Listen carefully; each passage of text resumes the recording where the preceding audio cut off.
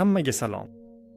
Ushbu videoda biz sentlik savdo hisobi va dollarlik savdo hisobi o'rtasidagi farqni ko'rib chiqamiz. Siz yangi boshlovchisiz va men bugun bularning barchasini sizga tushuntirib beraman.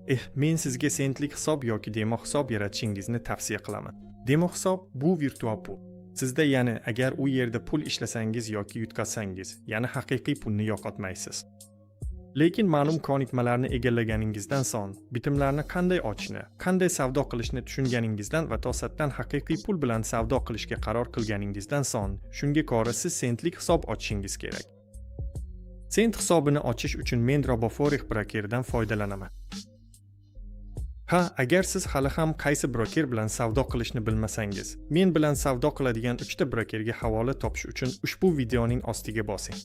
Va ushbu havolani bosish orqali siz tranzaksiyani ochish uchun yanada qulayroq komissiyalar olasiz. Endi mobil telefonda sentlik savdo hisobini qanday ochishni ko'rsatib beray. Men hozirda RoboForex brokeridan foydalanmoqdaman. Buning uchun yuqori chap burchakka oting, hisoblarni tanlang va haqiqiy hisobni tanlang.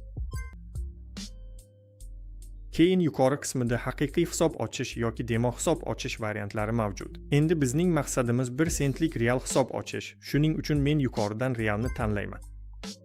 Keyingi navbatda savdo platformasi bor.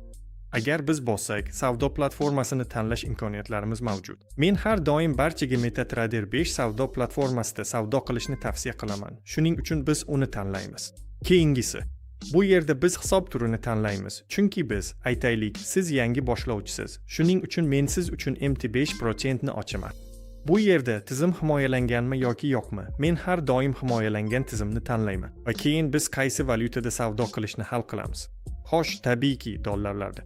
Demak, bizda leverage deb nomlangan chiziq bor, savdo leverage. Standartga ko'ra men 1000 dan bittasini ochaman. Va keyin biz parol bilan chiqamiz. Shundan so'ng, hamma narsani to'ldirgandan so'ng, biz tasdiqlash tugmasini tanlaymiz. Savdo hisobini yaratganimizdan so'ng, bizda mana shunday oynacha chiqadi. Unda hisob raqami, parolimiz va umuman qaysi savdo hisobi ochilgan hamda savdo leveragi ko'rsatiladi. Buni albatta saqlab qo'yamiz yoki yozib olamiz, yoki ekranning skrinini qilamiz. Shundan keyin senga savdo platformasini o'rnatish kerak bo'ladi. Men har doim telefonda MetaTrader 5 savdo platformasida savdo qilaman. Shuning uchun hozir uni ochaman. Men sozlamalarga o'taman va yuqori 10 burchakdagi ortiqcha belgini tanlayman. Qidiruv paneli ochiladi. Bu yerda men RoboForexga kiraman. Mana bizda bittasi bor, men uni tanladim. Shunday qilib, endi biz MetaTrader 5 uchun server, login va parolni kiritishimiz kerak. Men yana qaytib hisob raqamim borligini ko'raman. Bu mening login raqamim bo'ladi. Shunday qilib, endi men server haqida ham qaror qabul qilishim kerak. Men uni tanlayman va RoboForex Pro'ni tanlayman. Bu bizga kerak bo'lgan server. Shunga ko'ra, men loginni shu yerdan nusalayman. Men uni bu yerga kirityapman. Va parol. Savdo hisobini yaratishda biz yaratgan parol. Keyin pastki qismida men kirish tugmasini bosaman. Savdo terminali yuklandi. Men hisobimni oldindan $10 bilan to'ldirib qo'yganman, lekin endi agar ko'rsangiz, men bu yerga $10 emas, balki $1000 yozganman. 1 sentlik hisobning afzalligi shundaki, agar siz hisobingizni $10 bilan to'ldirsangiz ham, xuddi $1000lik hisobingiz bordek. Bu shuni anglatadiki, siz terminalda ancha katta tranzaksiyalar ochishingiz mumkin, ammo aslida bu tranzaksiya 2 ta nolga kichikroq bo'ladi. Agar sizda juda kichik depozit bo'lsa, masalan $5 bo'lsa, bu zarur, tabiiyki, siz kichik depozit bilan oddiy savdo hisobini ocha olmaysiz. Va agar siz uni ochsangiz ham, depozitingizni yo'qotish xavfi juda yuqori. Shuning uchun sentlik hisob ochiladi.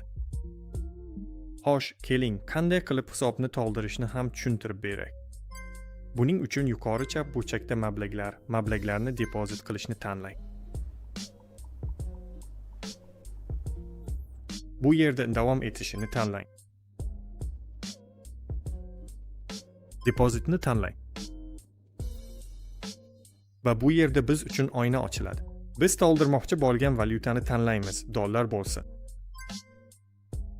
Va biz savdo tarmog'ini tanlashimiz kerak. Aynan o'sha tarmoqni biz birjamizga yuborishda ko'rsatamiz.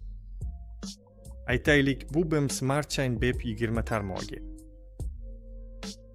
Biz hamyon manzilini yaratamiz. Men uni nusxalayman va shunga mos ravishda men ushbu manzilga, aniqrog'i, men ko'rsatgan tarmoq orqali mablag'larni yuboraman. Biz allaqachon $10 ga hisobimizni to'ldirganimiz sababli pastki chap tomondagi kotirovkalarga o'tib, kerakli istalgan kotirovkani tanlashimiz mumkin. Keling, oltin narxini dollarga nisbatan olaylik. Men uni tanlayman, men jadvalni tanlayman. Bizda ochiq jadval bor. Men vaqt oraligini darhol o'zgartirishim mumkin. Keling, siz bilan birinchi kelishuvni tuzaylik. Tasavvur qiling, biz non nuqtadan 100dan 1 qismida ko'p narsani ochamiz. Bu biz qila oladigan minimal hajm. Bizning bitimimiz aslida bu qiymatlardan 10 baravar kichikroq. Xo'sh, keling, xulosa qilaylik. Agar siz yangi boshlovchi bo'lsangiz va savdo qilish uchun katta miqdordagi pulingiz bo'lmasa, men sizga barchangizga sentlik hisoblarni yaratishingizni va shunga mos ravishda savdo qilishni, o'rganishni va keyin tajriba orttirib, daromad olishingiz mumkin bo'lgan haqiqiyroq, sezilarli miqdordagi mablag'larga o'tishingizni maslahat beraman. Xo'sh, yana uchrashgunimizcha ushbu kanalga obuna bo'ling. Keyingi videoda ko'rishguncha